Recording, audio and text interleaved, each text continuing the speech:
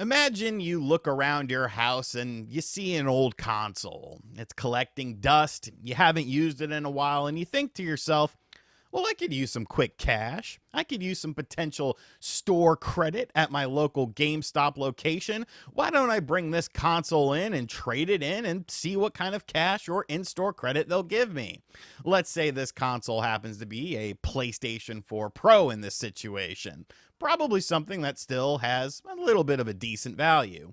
You head into your car, you go down to the local GameStop, the cashier takes it, runs it through the system, and then looks you dead in the face and says, we'll have to charge you $5 to take this. You have to pay GameStop $5 in order to trade in your PlayStation 4 Pro. Now, that doesn't make much sense now, does it? Anyone who hears that situation would think there's no way that that actually happened.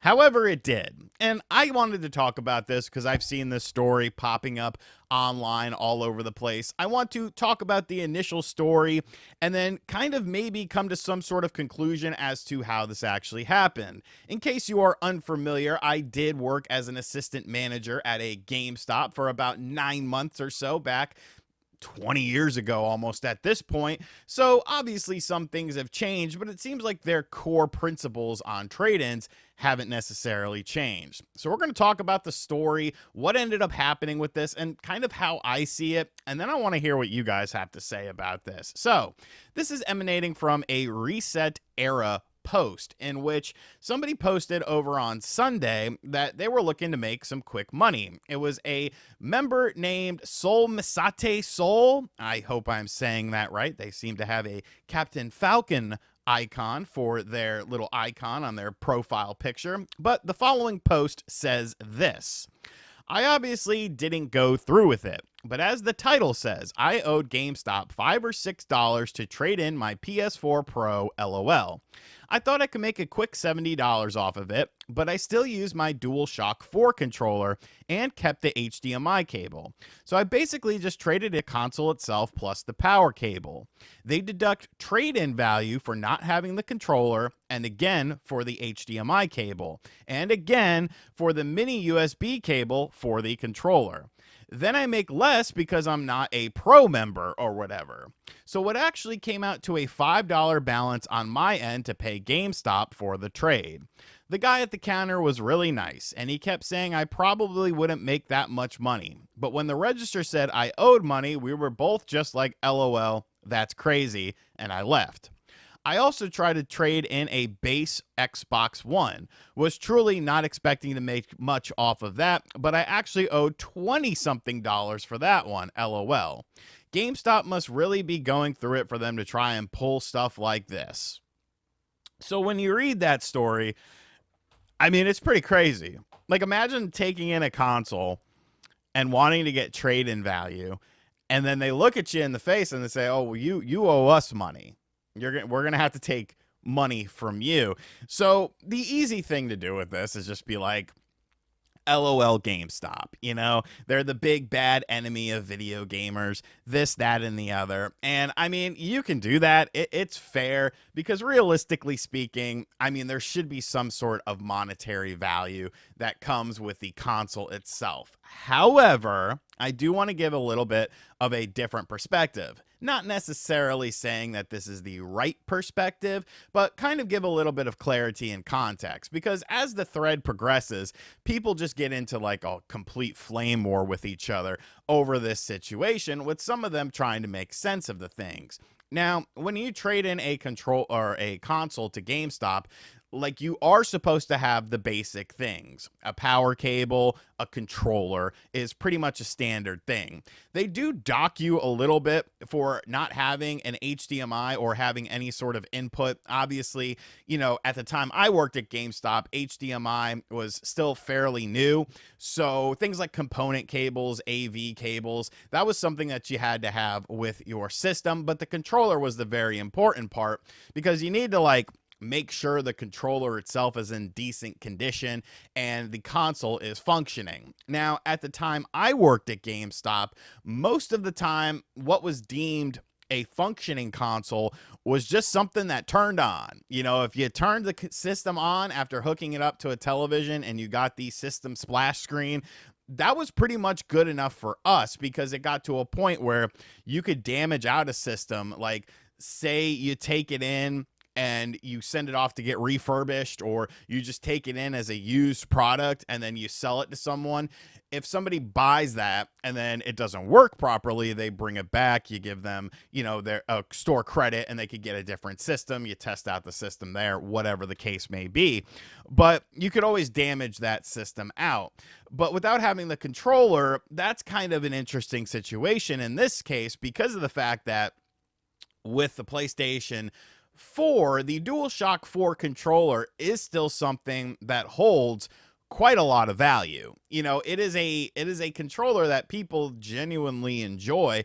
And if you look on the secondary market for an actual DualShock controller, which is what you're supposed to have with the system, they do still command a pretty high resale value. Of course, having the cord to be able to charge the controller as well to the PlayStation 4 Pro is important too. So I could see some deductions being done with that sort of thing. You know, people just expect GameStop to take in whatever, but it's like, you know, you're going to have to eat the cost of things like adding a controller to this system, adding a HDMI cable to the system, and then adding a controller cord to this system in order to sell it. You know, GameStop doesn't just sell a console, which is kind of a topic for another video or something like that. But should GameStop offer just a basic console if somebody needs it at a reduced price point?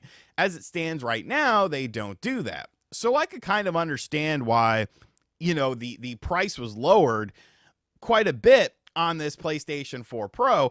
However, expecting somebody to give you money for it is absolutely ridiculous. Like, you could get some decent trade-ins at GameStop if you are one of their pro members, if you utilize the trade-in days that they have where you get like extra bonus stuff, extra credit. I mean, there's a time where like people could find games that had a higher trade-in value in the system than, it did on the store shelf. Like a $5 game maybe had an $8 trade-in credit.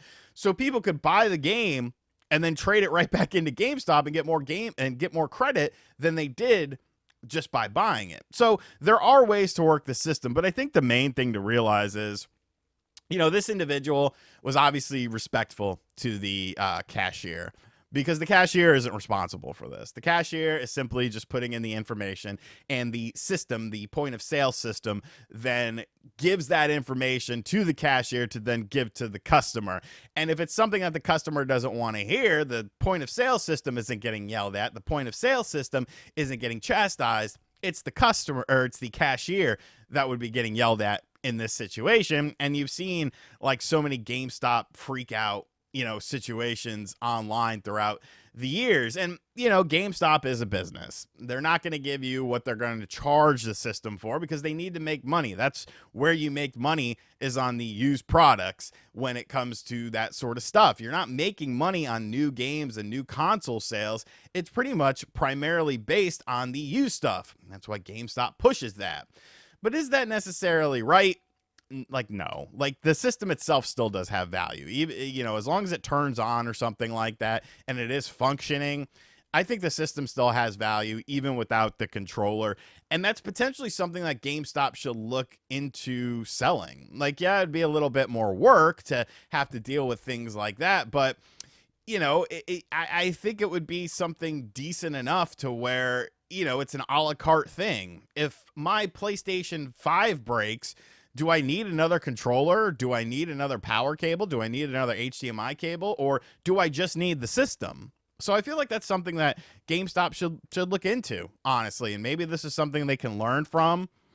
Or I guess they could just go out of business from this. But yes, folks, be careful. Look at your local Facebook marketplace. Make sure you got a little thing on you just in case you're meeting in a shady location. eBay, you can always sell the console on eBay. It's a little bit more work. You got to go mail the thing off, but at least you'll make money and you won't owe GameStop money. So have you ever had a situation like this before at a video game store, at a GameStop, where they try to charge you to take something in, because there are other people in the replies of this that have had some similar experiences to this. And yeah, I'll leave a link to the thread in the description box down below should you want to see some of the replies. Like I said, Soul Masate Soul, the person who made this thread, didn't make it to make it like a flame war. They just thought it was a funny story. And honestly, I think it's a funny story, so I'm going to share that story. Give me your thoughts in the comments section down below. And as always, guys, thank you for checking out this video. If you're new to the channel, make sure you hit that subscribe button. Be sure to like, comment, and share. Hit the bell as well. And as always, I'll catch you guys on the next video. Later.